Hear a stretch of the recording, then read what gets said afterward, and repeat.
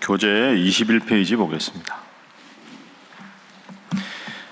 레위기 16장은 대속죄일에 대하여 기록되어 있습니다. 대속죄일의 대제사장은 자신과 그 가족을 위하여 수송아지와 수량을 각각 속죄제물과 번제물로 드립니다. 또 백성을 위해서는 염소와 수량을 각각 속죄제물과 번제물로 드립니다. 이때 수송아지와 염소의 피는 속죄소 동쪽에 뿌리고 속죄소 앞에 7번 뿌립니다. 이렇게 지성소와 회막과 제단을 정결하게 한 이후에는 염소의 머리에 안수하고 광야로 보냅니다. 이후에 아론은 번제를 드려 자기와 백성의 죄를 속죄합니다. 속죄일은 매년 7째 달 10일이며 이를 지킴으로써 이스라엘 백성은 모든 죄에서 정결하게 될 것입니다. 오늘 이 16장은 속죄일에 관한 겁니다. 대속죄일. 한번 따라해 보시죠. 대속죄일. 29절에 보면 하나님이 이렇게 말씀하셨습니다. 자, 29절 함께 읽습니다. 시작. 너희는 영원히 이 규례를 지킬지니라. 7째 달 곧 그 달 10일에 너희는 스스로 괴롭게 하고 아무 일도 하지 말되 본토인이든지 너희 중에 거류하는 거류민이든지 그리하라. 아멘.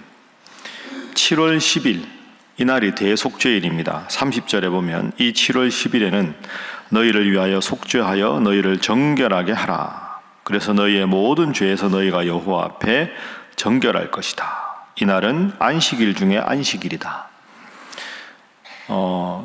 대속죄일이 왜 필요한가? 우리가 레위기 앞에서 5대 제사를 볼 때 번제, 소제, 화목죄, 그 다음에 속죄제, 속건제. 그럼 속죄제는 하나님 앞에 죄를 지었을 때, 부지불식간에 죄를 지으실 때 하나님 제 죄를 용서해 주십시오 하고 속죄 제사를 지내는데 왜 오늘 또 대속죄를 1년에 한 번 온 백성이 함께 하려 필요한가? 이런 생각이 나올 수 있습니다. 그러니까 오늘 이 대속죄일은 특정인이 아니라 이스라엘 온 백성이 이 하루는 음력 7월 10일에는 1년간 지은 모든 죄를 하나님 앞에 속죄하는 날이 바로 대속죄일입니다. 쉽게 예를 들면 우리가 평상시에도 청소하지 않습니까? 거실도 청소하고 마루도 청소하고 방들도 좀 이렇게 지저분한 거 청소하고 평소에 청소하다가 예를 들어서 명절이 되거나 새해가 되거나 하면 야, 애들한테 오늘은 좀 대청소를 하자. 평상시에는 눈에 보이는 것만 청소하다가 그날은 침대 밑에나 구석구석 깨끗하게 평상시에 청소하지 않는 것까지 말끔하게 청소해서 제대로 한번 싹 정리하는.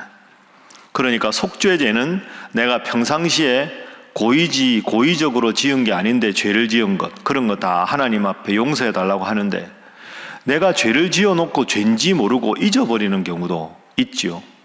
내가 분명히 잘못을 했는데 경황이 없어서 속죄제를 지나지 않고 그냥 지나가는 경우도 있지 않습니까? 그래서 1년에 한 번은 하나님, 제가 1년 동안 지은 모든 죄, 고의로 지은 죄, 부지불식간에 지은 죄, 혹은 죄를 지어놓고도 하나님 앞에 속죄제를 드리지 않은 모든 것까지 다 이 민족의 모든 죄를 용서해 주십시오 하고 1년에 한 번 거대하게 거창하게 지내는 제사가 대속죄일 제사. 날짜가 언제였습니까? 29절에 7월 10일. 이게 이제 신약으로 넘어오면 예수님하고 연결되는 겁니다. 예수님은 한 번에 십자가에서 모든 인류를 위해서 죄를 사하셨다. 이게 더 발전되는 거죠. 대속죄일은 1년에 한 번은 지내야 되는데 예수님은 1년에 한 번이 아니라 예수님이 내 모든 죄를 지고 십자가에 죽으셨다는 것을 믿는 사람은 1년에 한 번만 유효한 게 아니라 영원히 한 번 죽으심으로 모든 죄를 용서받았다.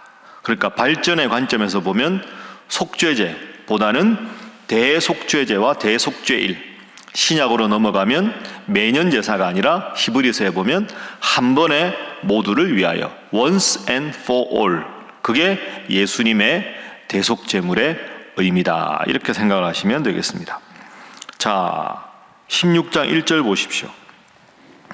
아론의 두 아들이 여호와 앞에 나아가다가 죽은 후에 아론의 두 아들이 하나님이 쓰라고 한 불이 아닌 다른 불을 쓰다가 나답과 아비후가 하나님 앞에 제사를 잘못 드려서 진노를 받아 죽지 않습니까?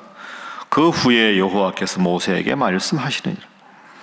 여호와께서 모세에게 이르시되 내 형 아론에게 이르라 하고는 아론에게 성소에 휘장한 법궤 위 속죄소 앞에 아무 때나 들어오지 말아라. 아무 때나 들어오다가는 죽게 된다. 3절 아론이 성소에 들어올 때는 수송아지를 속죄제물로 삼고 수량을 번제물로 삼고 복장은 거룩한 세마포 옷을 입고 세마포 속 반바지를 몸에 입고 세마포 띠를 띠고 세마포 관을 쓰라. 이것이 거룩한 옷이라. 그리고 물로 그의 몸을 씻고 입으라. 아주 하나하나 하나님께서 구체적으로 말씀하십니다. 왜 이렇게 말씀하실까요? 방금 말씀드린 대로 나답과 아비후가 하나님 앞에 제사를 지내는데 그냥 하나님 명령을 반드시 마음에 새기고 몸을 깨끗하게 씻고 복장을 깨끗하게 하고 하나님께서 규례를 정하신 대로 해야 되는데 그렇게 하지 않고 하다가 진노를 받아 죽게 되는 거죠. 아론은 다시는 그런 죄를 범치 말라. 이런 의미에서 2절부터 4절까지 구체적으로 일러주십니다. 이게 무슨 뜻입니까? 하나님 앞에 나올 때는 항상 단정하게 바른 몸가짐과 바른 마음가짐으로 나오는 것이 필요하다 하는 것이죠. 첫 번째 오늘 기도 제목은 하나님 앞에 항상 바른 태도로 나오게 하소서 하는 것입니다. 하나님 앞에 항상 바른 태도로 나오게 하소서. 우리의 마음도 중요하지만 우리의 몸가짐도, 그죠? 우리의 복장도 이것도 다 소중하다 하는 겁니다. 여러분, 우리가 레위기 계속 읽지만 제사를 드릴 때는 제물도 항상 구별이 돼야 되고 당일날 먹을 것, 그 다음날까지 먹을 것, 제물을 온전히 태워야 될 것, 태우는데 빼야 할 기름, 대제사장의 복장, 제사장의 복장 하나하나 하나님께서 일러주십니다. 지금 이 모든 것을 그대로 할 수는 없지만 하나님 앞에 나올 때는 예의를 갖추어서 바르고 단정하게 나와야 되는 이유가 여기 있습니다. 간혹 보면 여러분들이 안 그런데 제가 예를 들어서 새벽 기도회 때나 이렇게 보면 예배 시간에 여러분 정도 복장이면 괜찮은데 저렇게 입으면 그냥 양말도 안 신고 샌들 비슷한 거 이렇게 신고 반바지 입고 젊은 사람들이 예배당에 오거나 아니면 분명히 앞에서 제가 토요일에는 저 뒤에 앉아서 새벽 기도 하지 않습니까? 딱 다리 꼬고 딱 앉아서 말씀을 듣거나 여러분과 아주 잘못된 겁니다. 하나님 말씀을 듣는데 어떻게 다리를 꼬고 그렇게 건성건성 앉아서 듣습니까? 목사님 죄송한데 이건 저한테 습관입니다. 습관을 고쳐야 합니다. 그러면 다른 분들하고 자식들하고 대화할 때는 다리 꼬고 앉을 수 있는데 하나님 앞에 예배 드리는데 발장을 이렇게 끄거나 다리를 꼬거나 그냥 앉으면 습관성으로 그냥 졸음이 오거나 그건 여러분의 영적인 상태를 말하는 겁니다. 목사님 피곤해서 예배 시간에 졸립니다. 가만히 생각하시고 그거 아닙니다. 예배 시간마다 졸리는 건 영적인 상태가 바로 서지 않았기 때문에 그렇습니다. 하나님이 가장 소중하게 여기시는 예배 시간이 1시간인데 그 시간마다 졸립다. 혹은 나는 다리를 꼬고 앉아서 예배를 드리는 게 편하다. 편한 게 아닙니다. 잘못된 습관이죠. 고쳐야 합니다. 여러분의 자녀들이, 여러분의 자손들이 그렇게 하면 되겠습니까? 그럴 수 있습니다. 이제는 9월달 됐지만 여름에 보면 요즘의 교회들은 자원절약을 하기 위해서 냉방비를 아끼기 위해서 양복을 넥타이를 매지 않고 목사님들도 와이셔츠 입고 단정하게 전 그거 가능하다고 생각합니다. 그거 틀린 게 아니죠. 교회가 전체가 합의하면 됩니다. 제가 교회 부임했을 때 이것 때문에 많은 분들이 말씀하셨습니다. 어떤 목사님들, 어떤 장로님들은 목사님도 넥타이 풀고 하시죠. 여러분 사실 이거 넥타이 되게 불편하거든요. 이거 딱 매면 2도가 올라갑니다. 몸의 온도가. 그리고 여름에 저처럼 이렇게 목이 좀 굵은 사람은 넥타이 매는 게 아주 고역입니다. 좀 이렇게 늘씬하고 이렇게 이런 사람들, 소위 말해 슬림한 사람들은 이게 땀이 안 나는데요. 저는 원래 땀이 많이 나거든요. 주일날 강대상에서 설교하고 나면 등이 다 젖습니다. 매번. 쉽지 않습니다. 그렇지만 복장을 갖추는 거죠. 다시 말씀드립니다. 여름에 여러분 넥타이 안 매고 들어오셔도 괜찮습니다.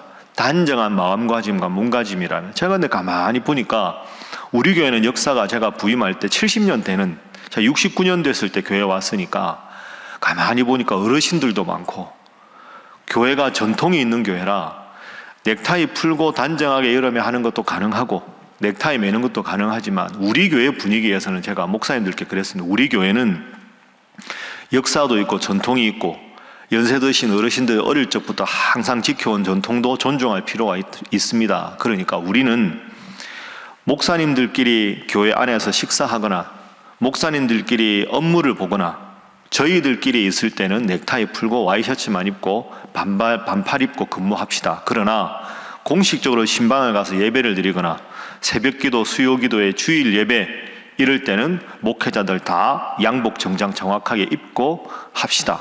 이렇게 제가 아예 나누었습니다. 그러니 양복에 넥타이 안 맨 교회도 가능하지요. 중요한 건 바른 몸가짐에서 하나님 앞에 바른 태도가 나온다는 걸 기억하셔야 합니다. 여러분, 하나님 앞에 나오는 시간이 얼마나 소중한 시간입니까? 하나님께서 거듭 아론에게 나올 때는 몸을 씻어라. 항상 어떻게 복장을 갖추라. 그렇게 해야 거룩하신 하나님 앞에 거룩한 마음가짐이 자연스럽게 되는 거죠. 어릴 적부터 하나님 앞에 감사한 일이 있으면 예물을 구별할 수 있는 습관도 주고, 맥추감사 송구영신 예배 때는 기도 제목을 스스로 아이들에게 쓰게 하고, 예배 시간에 지각하지 않고 깨끗하게 깔끔하게 나오게 하는 것, 이게 다 우리의 신앙생활의 중요한 모범입니다. 오늘 말씀 생각하면서 늘 주님 앞에 바른 마음가짐뿐 아니라 바른 몸가짐으로 주님 앞에 나오는 여러분 되시기를 주님 이름으로 축복합니다. 자, 두 번째 오늘 본문을 통한 기도 제목은 교회 공동체가 거룩한 공동체가 되게 하소서 하는 것입니다. 교회 공동체가 거룩한 공동체가 되게 하소서. 우리가 말씀 나누었지만 온 백성들이 이날은 아까 29절에 보면 아무 일도 하지 말고, 그리고 거류민들도 나그네들도 모두 함께 하나님 앞에 대속죄를 드리라. 그래서 백성 전체가, 나라 전체가 하나님 앞에 거룩을 다짐하는 그런 날이 되어야 한다. 이렇게 하나님께서 말씀을 하셨습니다. 그리고 이날은 특별히 대제사장이 제물을 2마리를 잡습니다. 염소 2마리. 9절에 보시면 아론은 여호와를 위하여 제비 뽑은 염소를 속죄제로 드리고 하나님 앞에 속죄제로 염소 1마리를 바칩니다. 그뿐 아니라 21절 보십시오. 아론은 그의 2손으로 살아있는 염소의 머리에 안수하여 이스라엘 자손의 모든 불의와 그 범한 모든 죄를 아뢰고 그 죄를 염소의 머리에 두어 미리 정한 사람에게 맡겨 광야로 보낸다. 염소 2마리, 1마리 하나님께 바치고 1마리는 21절에 보는 대로 이스라엘 자손의 모든 불의, 그 범한 모든 죄를 아뢰고 그 염소를 광야로 보내고, 22절에 보면 다시 돌아올 수 없는 광야의 막다른 골목에 가서 그 염소를 광야에 놓아서 스스로 죽게 합니다. 이것은 백성의 모든 죄를 진 이 염소가 이제 하나님 앞에 죄를 지고 다 용서를 받는다, 이런 뜻이죠. 독특한 것 아닙니까? 이걸 아사셀이라고 하는데요, 죄를 완전히 박멸한다, 이런 뜻입니다. 여러분, 이것을 잘 생각해서 내가 하나님 앞에 거룩한 것뿐 아니라 우리 구역이, 교구가, 남녀 선교회가, 재직회가, 여러분의 가족들이, 우리 교회가 하나님 앞에 거룩한 게 참 중요합니다. 그래서 내가 혹은 누군가가 하나님 앞에 죄를 짓고 와도 이 거룩한 공동체에 와서는 하나님 앞에 더 정결한 삶을 살도록 교회 분위기가 더 거룩하고 또 여러분 자체가 더 정결한 삶을 살아야 그게 참된 교회의 모습 아니, 교회니까 다르구나, 신일교회는 정말로 다르구나, 그게 하나님 앞에 대속죄를 잘 지키는 의미입니다. 오늘도 주님 앞에 나온 여러분, 오늘 하루도 여러분의 입술의 모든 말과 마음의 모든 묵상이 주님께 연락되는 거룩한 삶 살아가시기를 주님 이름으로 축복합니다. 마지막 3번째 기도 제목입니다. 마지막 3번째는 제사장을 위하여 기도하게 하소서 하는 것입니다. 제사장을 위하여 기도하게 하소서. 자, 오늘날 제사장은 딱 문자적으로 완벽하진 않지만 목회자들을 위해서 기도해야 되는 이유가 여기 있습니다. 나답과 아비후가 죽었습니다. 아론의 아들 아닙니까? 여러분, 이 16장의 대속죄일 제사를 드리는 아론의 마음을 한번 헤아려 보십시오. 하나님께서 드리라고 하는 제사를 잘못 드리다가 두 아들이 죽었습니다. 그리고 오늘 이 제사는 어떻게 보면 아론의 인생에서 제일 중요한 제사입니다. 왜? 이스라엘 민족 모두의 죄를 다 지고 제사를 드려야 되니까. 자기가 실수하면 민족 전체가 실수하는 거죠.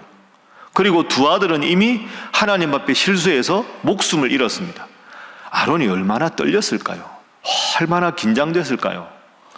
그러니까 복장 하나하나 완벽하게 갖추고 단 하나의 실수도 없이 하나님 앞에 들어가서 제사를 지냅니다. 그럼 아론에게는 두 가지 면이 있는 거죠. 모르는 백성들이 보기에는 와, 대제사장 멋지다.